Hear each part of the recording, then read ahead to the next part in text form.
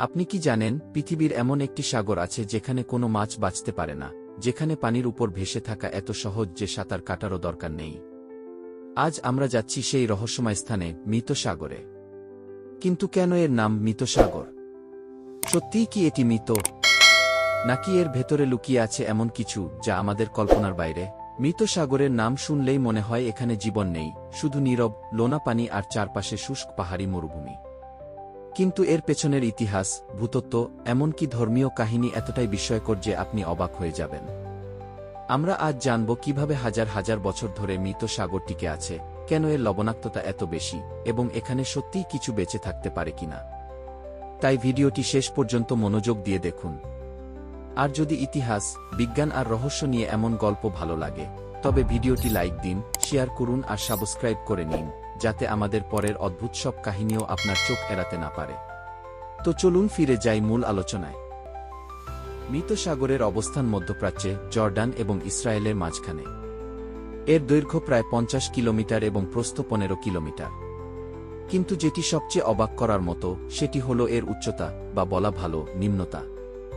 সমুদ্রপৃষ্ঠ থেকে এটি প্রায় 430 মিটার নিচে অবস্থিত, যা পৃথিবীর সবচেয়ে নিচু জায়গাগুলোর একটি।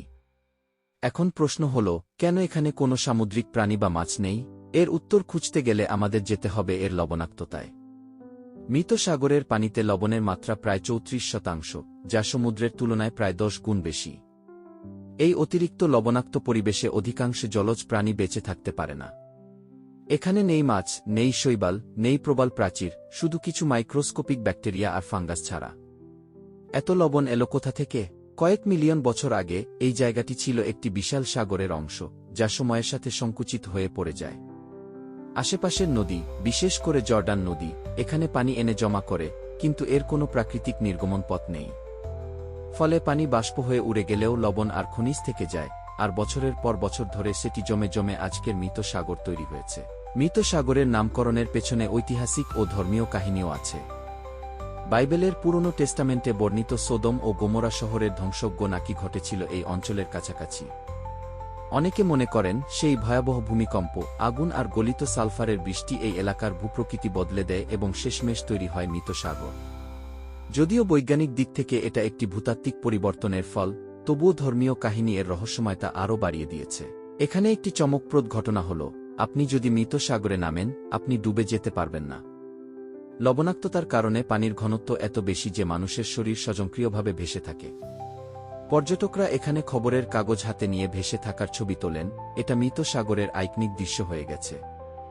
তবে সতর্কতা রয়েছে, পানি চোখে গেলে ভয়ানক জ্বালা করবে, আর দুর্ঘটনাক্রমে পান করলে মারাত্মক অসুস্থতা হতে পারে। এখন আসি মৃত সাগরের কাদা নিয়ে।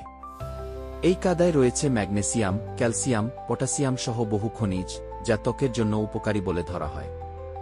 বিশ্বের বহু কসমেটিক ব্র্যান্ড মৃত সাগরের কাদা আর লবণ ব্যবহার করে ফেস মাস্ক, স্ক্রাব ও ক্রিম বানায়। তবে মৃত সাগর আজ বড় একটি সংকটে আছে। গত 50 বছরে এর আয়তন প্রায় 1/3 কমে গেছে। এর প্রধান কারণ হল জর্ডান নদীর পানি অন্য কাজে ব্যবহার হওয়া এবং বৃষ্টিপাত কমে যাওয়া।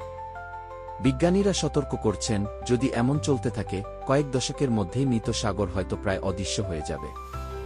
এই অংশটি শুনে আমি আপনার কাছে জানতে চাই, আপনার মতে মৃত সাগর রক্ষার জন্য সবচেয়ে কার্যকর সমাধান কি হতে পারে? কমেন্টে জানাবেন, কারণ এ নিয়ে বিশ্বজুড়ে বিতর্ক চলছে। আরও একটি মজার তথ্য হল, যদিও এখানে প্রাণী নেই, কিন্তু মৃত সাগরের পানির তলদেশে জীবনের কিছু চিহ্ন পাওয়া গেছে। 2011 সালে একদল ডাইভার তলদেশে হাইড্রোথার্মাল স্প্রিংস আবিষ্কার করেন, যেখানে কিছু অণুজীব বেঁচে আছে। অর্থাৎ পুরোপুরি মৃত নয়, তবে জীবনের অস্তিত্ব এতটাই সীমিত যে এর নাম যথাযথ মনে হয়। মৃত সাগরের চারপাশের দৃশ্য অনন্য, লাল, বাদামি আর ধূসর পাহাড়ের মাঝখানে নীলাভসবুজ পানির বিশাল হ্রদ। শীতে তাপমাত্রা মৃদু থাকে আর গ্রীষ্মে প্রচণ্ড গরম। ফলে এখানে আসা মানে প্রকৃতির চরম বৈপরীত্য একসাথে দেখা। মৃত সাগর কেবল একটি ভৌগোলিক বিষয় নয়, এটি মানব ইতিহাস, ধর্মীয় কাহিনী এবং প্রকৃতির অনন্য সমন্বয়ের প্রতীক। এখানে জীবন নেই বলেই এটি রহস্যময়, আর এর লবণাক্ত পানি ও খনিজ সমৃদ্ধ কাদা এটিকে করেছে অনন্য। কিন্তু এই বিষয় রক্ষার দায়িত্ব আমাদের সবার। আপনারা কি মনে করেন, মানুষ যদি প্রকৃতির সাথে এমন আচরণ চালিয়ে যায়, তবে ভবিষ্যতে আরও কত বিষয় হারিয়ে যাবে? আপনার মতামত কমেন্টে জানাতে ভুলবেন না।